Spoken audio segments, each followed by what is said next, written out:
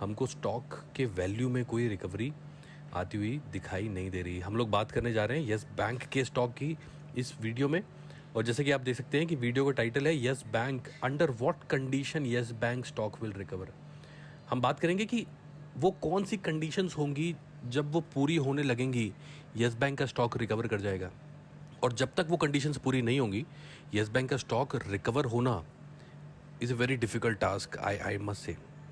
So let's straight away go to that thing. We will go to news and we will go to stocks.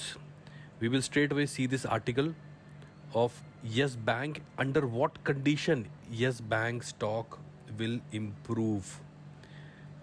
तो आइए बात करते हैं इस main topic के बारे में। देखिए, Yes Bank investors are sitting in a long waiting Q.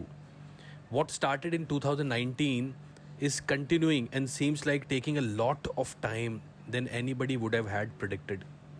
जो 2019 में शुरुआत हुई थी अभी तक चलती आ रही है, कब ख़त्म होगी लोगों को लगता है जल्दी ख़त्म हो जाएगी, बट इसका टाइम बढ़ता जा रहा है.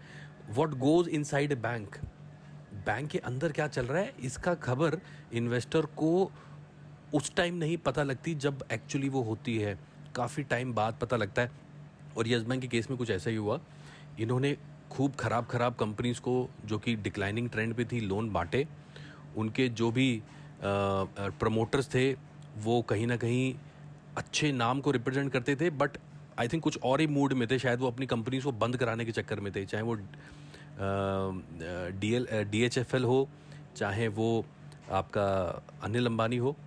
ये प्रमोटर बहुत ही ज़्यादा इनके जो प्रमोटर थे बहुत ही स्ट्रॉन्ग ब्रांड को रिप्रेजेंट करते थे, बट कहीं ना कहीं पता नहीं कौन से ट्रैक पे चले गए और इनकी कंपनियां लगभग लिटरली बर्बाद होती हुई हमें दिखाई दी. यस बैंक ने सो कॉल्ड इन कंपनीज को लोन दिया हुआ था और ये बैंक भी बर्बाद हो गया. और साथ के साथ इसका जो खुद का प्रमोटर था, पता नहीं अभी वो जेल के अंदर है या बाहर, but he is going under a lot of scrutiny right now. मतलब ही हिमसेल्फ गॉट स्पॉइल्ड. जिनको लोन दिए थे वो तो स्पॉइल्ड हुए. पता नहीं what happened to the corporate sector of this company, of this country. अच्छे ब्रांड स्पॉइल हो गए. पता नहीं प्रमोटर्स क्या कर रहे थे बैठे हुए. बैंक बर्बाद हो गए इनके चक्कर में और प्रमोटर तो खुद बर्बाद हो गए. मतलब हज़ारों करोड़ों की कंपनियां दिवालिया हो गई. मतलब what kind of decision making in लोगों ने की पता नहीं. इन्वेस्टर्स तो अच्छे नाम को फॉलो किया था और ये निफ्टी 50 की कंपनीज थी, इंडिया की बड़ी मार्केट कैप की कंपनीज थी, जिसने ना तो खुद तो बर्बाद हुई, इन्वेस्टर्स को भी बर्बाद कर दिया. हमारे सामने बहुत से एग्जांपल हैं. किंगफिशर है आपका, वो जो ललित मोदी है. आप देखिए ये कंपनियां, Gitanjali Jewellers, they were doing so great, but somehow जो इनका डेट मैनेजमेंट था ना, उधारी को मैनेज नहीं कर पाए, खर्चे करते रहे और समहाउ इनका एक दिन दिवालिया होने के कगार पे आए और दिवालिया हो भी गए. बैंक भी खूब बर्बाद हुए. पंजाब नेशनल बैंक बर्बाद हो गया, यस बैंक बर्बाद हो गया.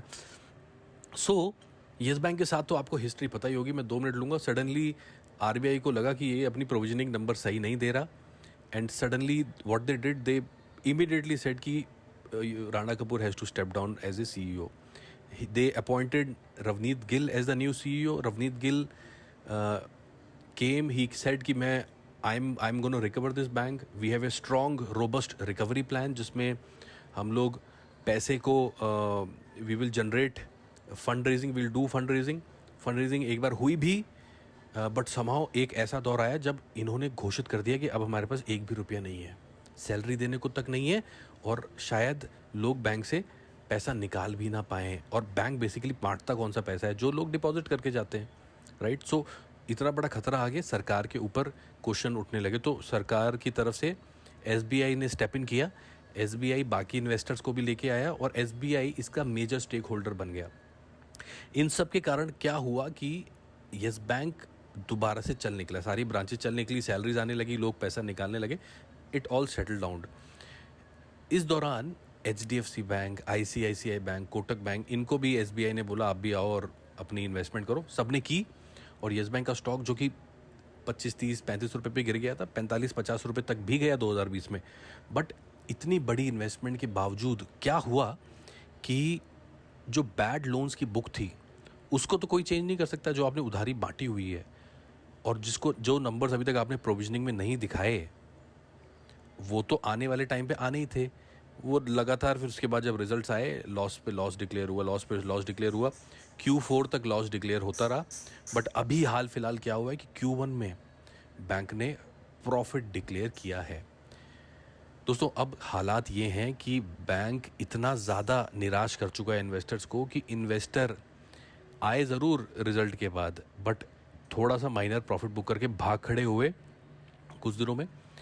एक जो कंसर्न दिखाई दिए इस बार के रिजल्ट में, जो इनका क्रेडिट ग्रोथ थी, जो बैंक का एक्चुअली इनकम कहाँ से आती है, जब आप उधार बांटोगे तो आप उस पर इंटरेस्ट कमाओगे, बट अगर आप उधार बांटने की जो आपकी ग्रोथ है, अगर उस पर क्वेश्चनिंग उठने लगे तो आपकी नेट जो प्रॉफिट है उस पर भी क्वेश्चनिंग उठती है। तो वो क्वेश्चनिंग येस बैंक के लिए इस टाइम उठ रही है।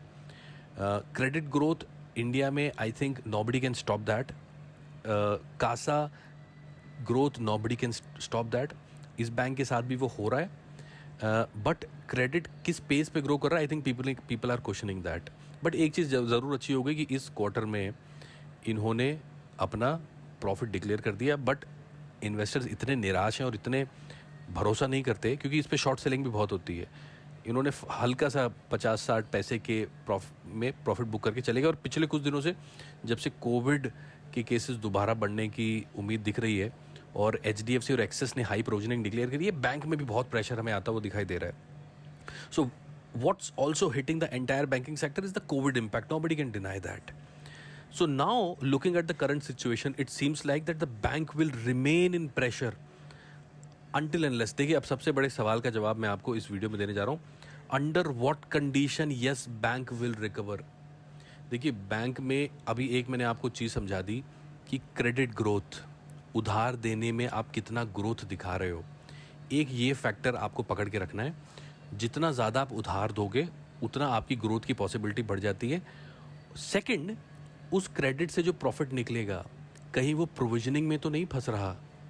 तो लो प्रोविजनिंग, दो चीज़ें बैंक को रिकवर कर पाएगी। Under what condition bank will recover is a high credit growth and less provisioning.